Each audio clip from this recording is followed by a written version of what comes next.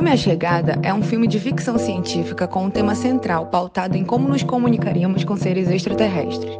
Afinal de contas, numa situação dessas, alguns questionamentos fundamentais precisam ser feitos e compreendidos, como, por exemplo, o que querem no nosso planeta? Quem são? De onde vêm? E por aí vai. A história começa quando 12 espaçonaves alienígenas pousam em 12 locais diferentes no nosso planeta, como na Venezuela, Inglaterra, Rússia, Paquistão e China. E a heroína do longa-metragem, a linguista Dra. Louise Banks, interpretada por Amy Adams, é chamada pelo governo americano para tentar se comunicar com os aliens e descobrir suas intenções no planeta. O físico Ian Donnelly, interpretado por Jeremy Renner, também é convocado, e a dupla realiza diversos experimentos e pesquisas para interpretar a estranha linguagem dos chamados heptapods, nome dado aos ETs no filme. Nesse meio tempo, a tensão mundial aumenta. Saques e violências gratuitas começam a acontecer. Marchas reivindicando ações efetivas do governo se tornam frequentes. A população fica cada vez mais angustiada com a falta de informações. Os países que antes buscavam trabalhar com compartilhamento de informações passam a discordar até o ponto em que cortam a comunicação uns com os outros. E toda essa realidade toma conta dos noticiários. O mundo se torna um caos e a iminência de um conflito armado entre os extraterrestres e os humanos é latente. A tarefa começa a ficar ainda mais complicada quando Louise começa a ter flashbacks sobre sua filha, que na verdade não eram flashbacks, eram visões do futuro. Acontece que à medida que Louise vai decodificando a língua dos heptapods, ela vai adquirindo a capacidade de ver o seu futuro. Ocorre, então, que ela passa a perceber o tempo como os próprios alienígenas, e isso se traduz nos chamados hologramas ou ainda nos grifos, produzidos pelos aliens, através de uma tinta similar à de polvos, com formato circular. A língua dos extraterrestres é extremamente diferente do ser humano, pois esses símbolos emitem um significado que não representam um som, sendo o holograma livre do tempo. Os linguistas chamam isso de ortografia não linear.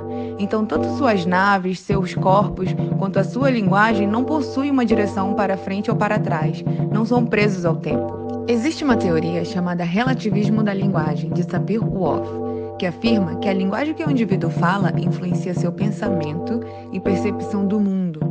Assim, o estudo de outras línguas pode causar alterações no cérebro, tais como no filme, no caso de prever o futuro, mas fora da ficção, se limitaria à capacidade de previsão do tempo, para se preparar para determinada estação ou condição ambiental, ou ainda sobre como entendemos o tempo, pois em sueco se entende o tempo de forma espacial, e em espanhol se entende o tempo de forma volumétrica.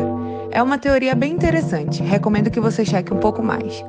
Como vocês já puderam perceber, o filme foca bastante no processo árduo da protagonista em compreender a linguagem dos seres extraterrestres, demonstrando a metodologia utilizada, tecnologia empregada, os entraves, inclusive interpretações erradas de frases incompletas e palavras soltas e as consequências que isso pode causar.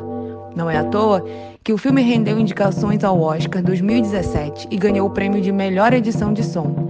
Lembrando que o filme foi lançado em novembro de 2016 pelo diretor Denis Villeneuve, tendo como roteirista Eric Hesser. O filme está disponível na Netflix. E além de todos os assuntos importantes abordados, como a importância da comunicação, perguntar antes de atacar, cooperar na dificuldade de nos mantermos unidos, como seria se os aliens invadissem a Terra, há também, no filme, uma lição que vai mais além. E se você pudesse ver toda a sua vida, do começo ao final, você mudaria alguma coisa? Esse é o grande dilema enfrentado por Louise e que nos pega de surpresa nos últimos minutos. Mesmo sabendo que sua filha morreria ainda jovem devido a uma doença genética e que seu marido a deixaria por esse motivo, ela escolhe passar pelos desígnios inerentes a ela, pois os momentos de felicidade serão maiores do que os da dor causada pela perda. Não é o mesmo o que o general, que também conseguiu entender a linguagem dos heptapods, logo também conseguia ver o seu futuro, fez, pois ele alterou decisões tomadas no passado ao entregar seu número privado, deixando uma mensagem para ele próprio do passado, que pedia para cancelar o ataque e suspender todo o confronto entre a humanidade e os alienígenas, do qual ele era o principal articulador. E você, mudaria algo do seu passado?